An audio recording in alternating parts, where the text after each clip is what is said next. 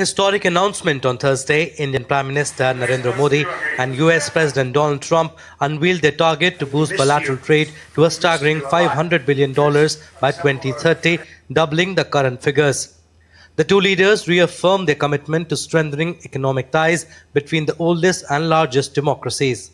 America के लोग राष्ट्रपति ट्रंप के मोटो मेक अमेरिका ग्रेट अगेन यानी मागा से परिचित है।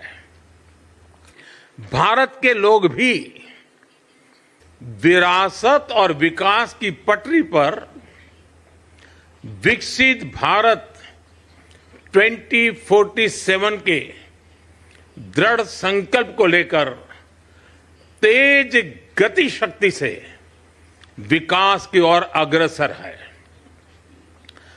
अमेरिका की भाषा में कहूं तो विकसित भारत का मतलब मेक इंडिया ग्रेट अगेन यानी मिगा।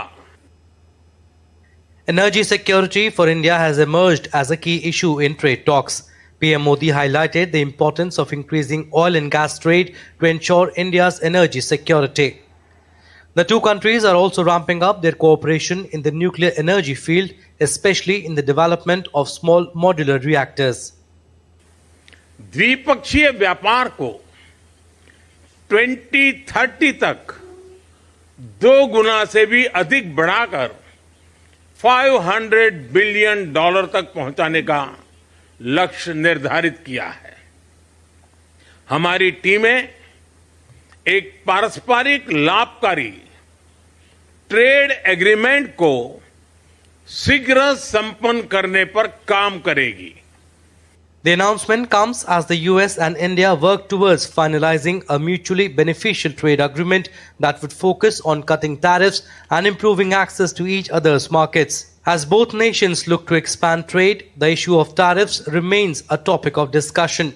The proposed trade deal aims to reduce these barriers, making it easier for businesses to thrive on both sides. We're just going to get along well. We're going to get along with all countries. We're going to do very well. We're going to be doing, I think, record business, record numbers.